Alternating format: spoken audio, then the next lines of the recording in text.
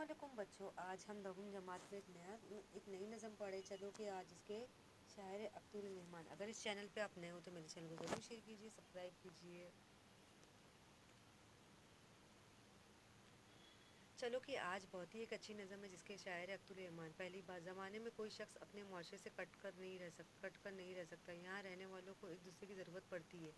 अभी यहाँ पे जो ज़माना है, जिस तरह हम शहर में रहते हैं, मुल्क में रहते हैं, मुख्तलिफ़ मुल्कों शहरों में रहते हैं, मतलब यहाँ पे ऐसा रहता है कि लोग अपने कामों में इतनी मशगूल होते हैं कि किसी को एक दूसरे की फुर्सत नहीं पड़ती। मुआशरों के अफराद अपने दुखों मुआशरे के अफराद अपने दुखों और तकलीफ़ों को इस तरह ख़त्म कर सकते हैं कि एक दूसरे से हमदर्दी करें। मुआशरे के अफराद अपने दुखों और तकलीफ़ों को इस तरह ख़त्म कर सकते हैं, एक दूसरे से हमदर्दी करे, एक दूसरे का दुख बांटे, रास्ते के कांटों को हटा दे ताकि लोग आसानी से पार कर सकें। ज़ेल के नज़म में शायर ने यही पैगाम दिया है। मतलब मुआशरे के अफराद कुछ ऐसे रहते हैं कि कोई अपने दुखों तकलीफ़ों को इस तरह ख़त्म कर सकते हैं कि एक दूसरे से हमदर्दी करे, एक दूसरे के दुख बांटे और एक दूसरे का दुख बांटे और रास्ते के कांटों को हटा दें,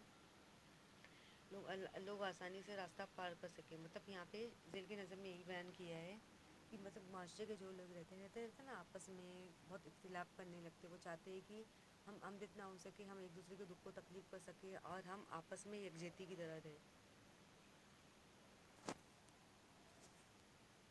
जान पहचान, मोहम्मद फ़तेह मोहम्मद अख्तुल ईमान पत्थरगढ़ नजीबाबाद में 12 नवंबर 1915 को पैदा हुए। जैसे हमारे जो शायर हैं मोहम्मद फ़तेह मोहम्मद अख्तुल पत्थरगढ़ 12 नवंबर 1915 को पैदा हुए।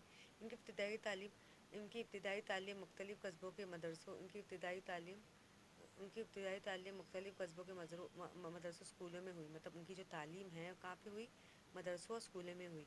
उन्होंने दिल्ली कॉलेज से बीए किया। जैसे उनकी जो तालीम थी उन्होंने कहाँ पे किया? दिल्ली कॉलेज से उन्होंने अपनी तालीम मुकम्मल की, बीए किया, ग्रेजुएशन किया। अलीगढ़ मुस्लिम यूनिवर्सिटी से एमए साल अव्वल मुकम्मल करके अलीगढ़ मुस्लिम यूनिवर्सिटी से एमए साल अव्वल मुकम्मल करके वो पूना चले गए, जहाँ उन्होंने फिल्मों के लिए लिखा। जैसे जो फिल्में ड्रामे बनते हैं ना, सीरियल बनते हैं, तो उन्होंने मतलब फिल्मों के लिए भी उन्होंने लिखा। कुछ दिनों बाद उन्हें मुंबई में सकूनत अख्तियार कर ली। मतलब कुछ दिनों बाद उनको मुंबई में तैयार कर ली। वहाँ उन्होंने कई फिल्मों के मंजरनामे मुकालमे लिखे। मतलब वहाँ पे भी उन्हें मुंबई आ गए, उन्हें वहाँ पे भी उन्हें काम मिल गया। जैसे उन्हें कई फिल्मों के मंजरनामे या मुकालमे मिले। अख्तर ईमान का शुमार उर्दू के अहम नज़म गो शोरा में होता है। मतलब जो अख्तर ईमान है उनका मतलब शुमार किस में होता है? उर्दू के अहम नज़म को शोरा में होता है। उनके 10 शहरी मजमूए छप चुके हैं। मतलब उनके जो 10 शहरी मजमूए हैं वो हैं, मतलब छप चुके हैं। मतलब वो छप, उनका पहला शहरी मजमूआ गर्दाब है। दूसरे कुछ शहरी मजमूए सबरंग, अब जो यादें ना अंग नमस्ता शहरी महर का है। नसर में उन्होंने अपनी आप बीती इस आबाद व खराबों के अलावा चंद अदबी मज़ामीन लिखे। जिस तरह उन्होंने नज़म लिखे, मतलब जिस तरह के कि सब रंग, जब जो यादें, आहंग मस्ता, मतलब लिखे। मतलब मतलब जिस तरह के शाया हो सके उन्होंने तरह तरह के मज़ामीन लिखे। उनके मज़ामीन शाया होने लगे। उनका इंतकाल 1996 में मुंबई में हुआ। तो आइए हम अपनी नज़म की शुरुआत करते हैं। कोई जो रहता है रहने दो मुसलहत का शिकार, चलो के जश्न बहारा मनाएंगे सब यार। मतलब जो कोई कहता है ना, शायद ये कहना कहता है कि चलो, मतलब बोलते हैं ना कि चलो इस शहर जो मुल्क में रह रहे, जैसे मुख्तलिफ़ मुल्क है इस दुनिया में, मुख्तलिफ़ शहरें हैं, तो यहाँ पे रह रहे, चलो हम बोलते हैं ना, चलो हम बोलते हैं ना, अब हम मतलब जैसे हमारी जो परेशानी है उसका हम क्या कर दें, उसका खात्मा कर दें। चलो आए मिलजुल कर हम इस माहौल में ज़िंदगी गुजारें। चलो निखारेंगे अपने लहू से आर्ज़े गल, यही है रस्म वफ़ा मनो चलो का शार। मतलब जो हमारी आसपास में जो जैसे मज़हब को लेके एक दूसरे में इख्तिलाफ़ हो जाती है ना, अमीर तबका गरीब तबका को लेके कुछ ऐसी हो जाती है ना, फितना हो जाती, झगड़े हो जाते, जिससे आपस में काफ़ी इख्तिलाफ़ हो जाते हैं। जो ज़िंदगी में है वो जहर हम ही पी डाले, चलो हटाएंगे पलकों से रास्तों के खार। जो ज़िंदगी में है जो ज़िंदगी में है जो ज़िंदगी में है वो जहर हम पी डालें जो ज़िंदगी में है वो जहर हम ही पी डालें, चलो हटाएंगे पलकों से रास्तों के खार। मतलब जो ज़िंदगी में है, जैसे हमारी जो ज़िंदगी चल रही है, जो हमारी ज़िंदगी चल रही है, हमारी ज़िंदगी में कभी कभी परेशानियाँ भी आती रहती हैं और कभी कभी अच्छे हालात भी आते, बुरे भी हाल ही आते हैं। لیکن ہم چاہتے کیا چاہتے ہیں، ہماری زندگی سے جو غمگین ہے، زہر ہے، وہ سب کچھ نکل جائے، ہمارے راستے میں سب کچھ اچھا اچھا ہو. یہاں تو سبھی یہاں تو سبھی ستم دید غم گزید ہیں، کرے گا کون بھلا زمخمائے دل کا شمار. مطلب یہاں پہ سب کیسے ہو گئے، لوگ تو آپس میں ہی اپنے اپنے غم میں مشغول ہے. ہر کوئی اپنے آپ میں، کسی کو کسی چیز کی پرواہ ہی نہیں ہے. تو کون اپنے ہمارے شہر کے حالات کو خوشگوار بنائے گا؟ کرے گا کون بھلا زخمائے دل کا شمار. چلو کہ آج رکھی جائے گی یہ نہادے چمن، چلو کہ آج بہت دوست آئیں گے سرے دار. مطلب یہاں پہ شاید یہ کہہ رہے کہ چلو آج کے زمانے میں کس کو پڑھی ہے کہ ایک دوسرے کا غم بانٹے. ہر کوئی اپنے اپنے زندگی میں مست ہے، ہر کوئی چاہتا ہے میں خوشحال زندگی گزاروں، امیر بنوں اور زیادہ پیسے کماؤں.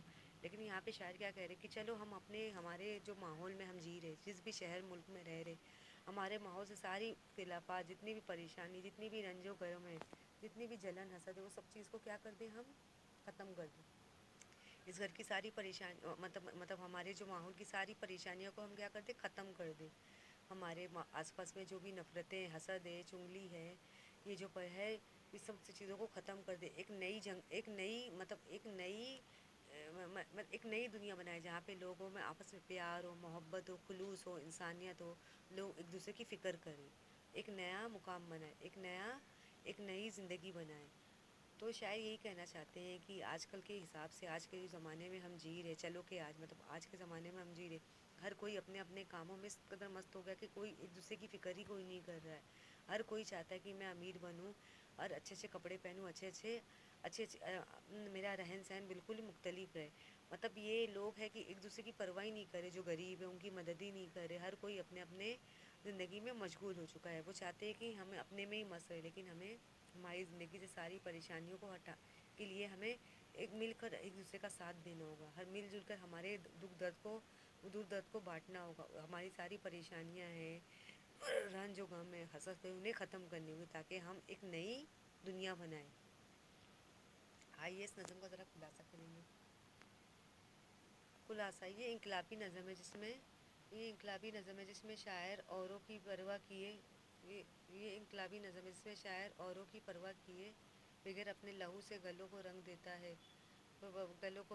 ہے، راستے کے کانٹے ہٹا کر پھول بچھاتا ہے. مطلب ایک انقلابی نظم ہے، مطلب ایک نظم ایسی ہے کہ جہاں پہ ہوتا ہے، مطلب شاعر کی پرواہ، مطلب یہاں پہ جس میں شاعر اوروں کی پرواہ میں مطلب اپنے لہو سے گلوں کی رنگ اور راستے کے کانٹوں کو ہٹانا چاہتا ہے، اور ہٹا کر پھول بچھانا چاہتا ہے. وہ کہتا ہے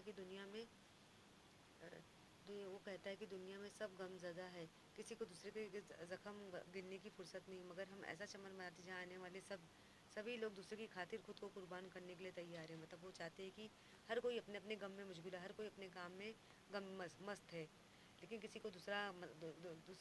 کو دوسرے کے زخم کو مرہم لگانے کے لیے فرصت ہی نہیں ہے. لیکن ہمیں ایسا چمن بنانا ہے، ایسا مقام بنانا ہے، ایک ایسا شہر بنانا ہے جہاں پہ لوگ ایک دوسرے کی خاطر مطلب اپنی جان قربان کرنے کے لیے تیار ہو جائے.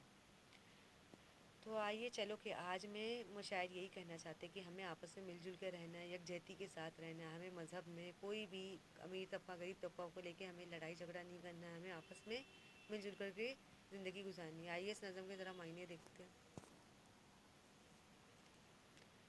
عارض گل مراد پھول، شعر چلن طریقہ، ستم و دید دکھ اٹھانے والا، کم گزیدہ دکھ کا مارا، زخمائے دل کے زخم مرداد تکلیفیں، نہادے چمن باغ کی بنیاد، سردار سردار سولی پر. اسی کے ساتھ میں اجازت چاہتی ہوں. اپنا خوب خیال رکھیے. اللہ حافظ.